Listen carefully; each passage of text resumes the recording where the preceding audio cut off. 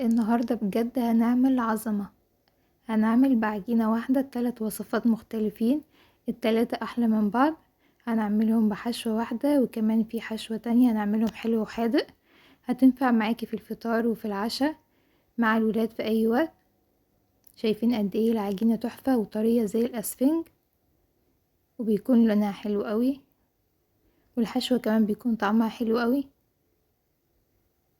شايفين عجينتنا تحفة وطرية. تعالوا مع بعض نشوف عجينتنا دي عملناها ازاي، وعملنا ازاي ال3 وصفات دول، وازاي عملنا من عجينة واحدة حلو وحادق. كل ده هنعرفه في فيديو النهاردة.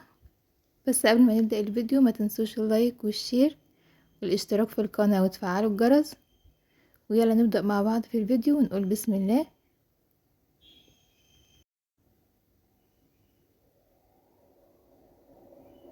اول حاجة هنبدأ في العجينة بتاعتنا الأساسية اللي عملنا منها كل الوصفات دي. هنبدأ الأول معانا ببيضة واحدة، هنضيف عليها رشة من الفانيليا أو كيس من الفانيليا. هندوبهم كلهم مع بعض وهنحط عليهم معلقة من الخل، وهنقلبهم كويس قوي مع بعض.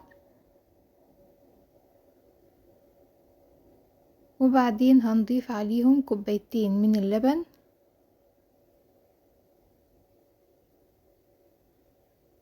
وهنضيف عليهم معلقة كبيرة من الخميرة، معلقتين كبار من السكر، وهنقلب الكلام ده كله مع بعض. نقلبه كويس قوي لحد الخميرة والسكر ما يدوبوا معانا.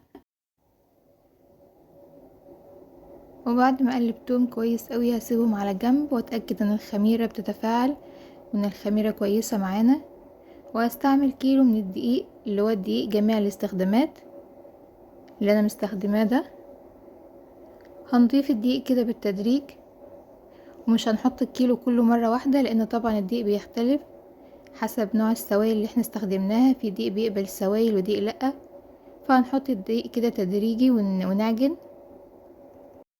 زي ما انتوا شايفين كده. هحط كوباية بكوباية من الدقيق وهعجن كويس قوي.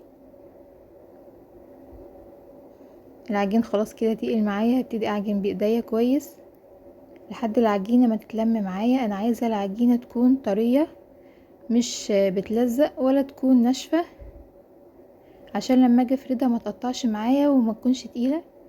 وهنا انا ضفت تقريبا معلقتين من السمنة كده بعد العجينة. شايفين العجينة طرية معايا ازاي؟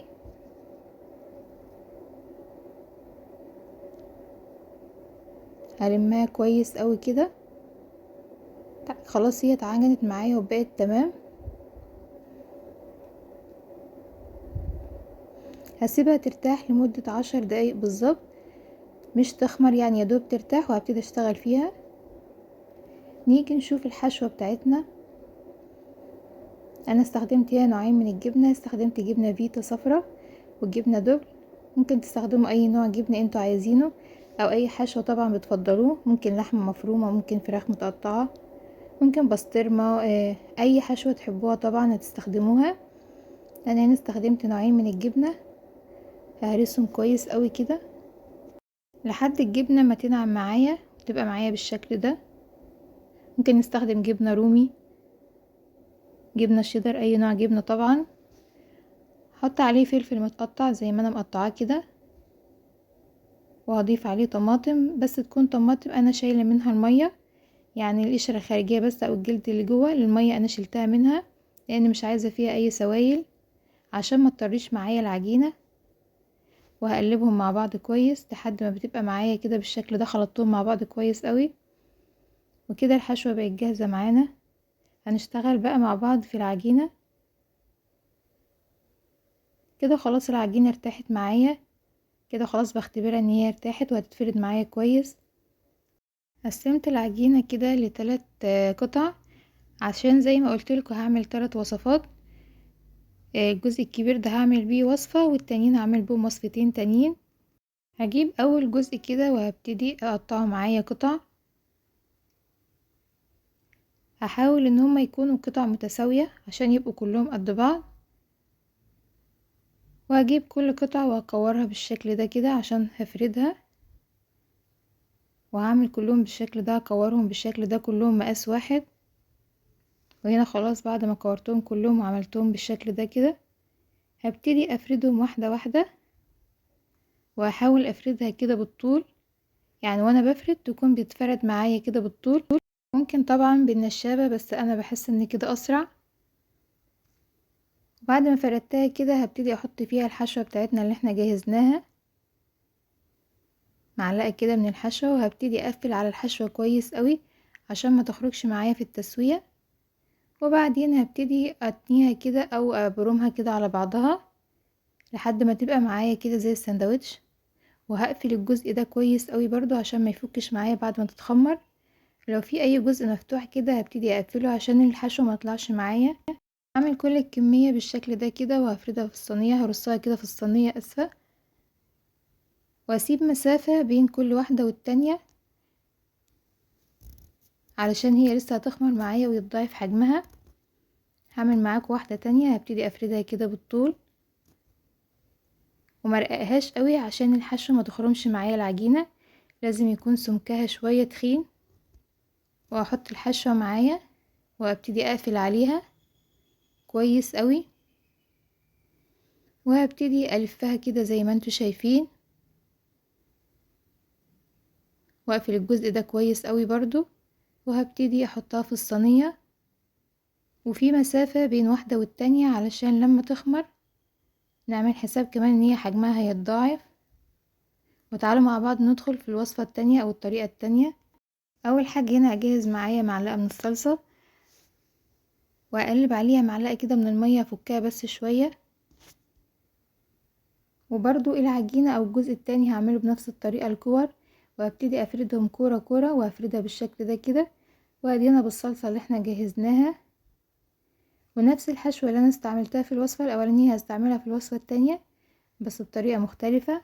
هبتدي افرد كده الحشوة معانا على العجينة كده زي ما انتوا شايفين، يعني هنعملها زي ميني بيتزا. وعندي قطع طماطم صغيرة كده احطها عليها، ممكن نحط قطع لانشون، ممكن نحط قطع زيتون، ممكن نحط قطع بسطرمة، اي حاجة تحبوها على العجينة دي هتبقى طعمها حلو جدا. ممكن نحط جبنة موتزاريلا، اي حاجة تقدروا تحطوها، اي طعم انتوا بتحبوه. وهعمل كل الكمية بالشكل ده واحطها في الصينية كده، بقت زي ما انتوا شايفين. احطها في الصينية واسيبها برضو تتخمر. وندخل على الوصفة التالتة. معايا هنا مربى، ودي هتكون الحشوة بتاعتنا، دي مربى فراولة، وده هيكون الحلو بتاعنا. ممكن نستخدم طبعا اي نوع حشوة، نوتيلا، ممكن نستخدم عجوة، قرفة بالسكر، اي حاجة او اي حشوة انتوا تحبوها او تفضلوها. هفرد العجينة كده كويس واحط عليها معلقة من المربى،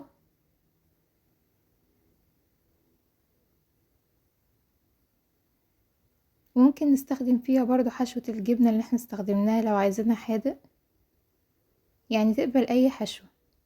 هحط كده معلقة من المربى وهقفل عليها برضو كويس قوي علشان الحشوة ما تخرجش معانا. هقفلها كويس قوي واتأكد ان الحشوة متقفل عليها من العجينة. وهعملها كورة تاني بالشكل ده، بس مش هعمل فيها اي حاجة تاني غير كده. واحطها في الصينية زي ما انتوا شايفينها معايا كده، مش هفردها ولا اي حاجة. معايا هنا صينية عشان دي بايركس دهنتها بالسمنة، وعملت كل الكمية بالشكل ده، وهسيبها برضو تتخمر معايا ويتضاعف حجمها. وتعالوا مع بعض نعمل ال- اللي هندهن بيه الوش عشان يكون لونه حلو معانا. معايا هنا صفار بيضة، هضيف عليهم معلقتين من اللبن ونقطة صغيرة من الخل، وهقلبهم برضو كويس قوي لحد ما يتخلطوا معايا. وهبتدي ادهن كده العجينة بتاعتنا بعد ما خمرت، هدهنهم كلهم بالشكل ده كده بصفار البيض واللبن، واتأكد ان هي اتدهنت من كل الجوانب. وبعد ما دهنتها هرش عليها شوية كده من السمسم، وممكن سمسم وحبة البركة. وبرضو هعمل نفس الشيء في خلية النحل معانا، واتأكد ان انا دهنتها كويس اوي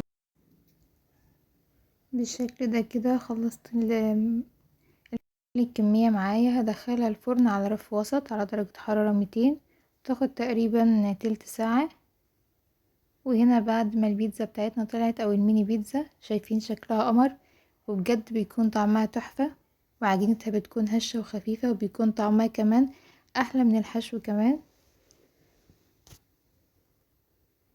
شايفين قمر ازاي؟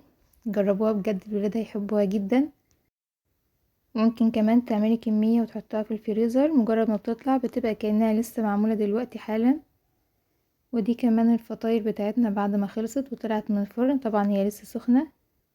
شايفين ازاي قمر؟ والعجينة بتاعتنا تحفة، عجينة طرية، عجينة اسفنجية زي القطن. شايفين عجينة من جوه شكلها عامل ازاي، والحشوة كمان بجد بيكون طعمها حلو قوي، وبتنفع كمان في الخروجات للنوادي او للمدرسة. بعملها على طول ايام الدراسة، بتكون حلوة قوي. وكمان معانا الوصفة التالتة خلية النحل، بيكون برضو حلو قوي، بيكون طعمها حلو. وان شاء الله فيديو النهاردة يكون عجبكم، واتمنى تكونوا استفدتوا من الوصفات بتاعتنا النهاردة، وتجربوها وتقولي لي رأيكم، وهستنى الكومنتات الجميلة بتاعتكم. واشوفكم في فيديو جديد ان شاء الله، والسلام عليكم.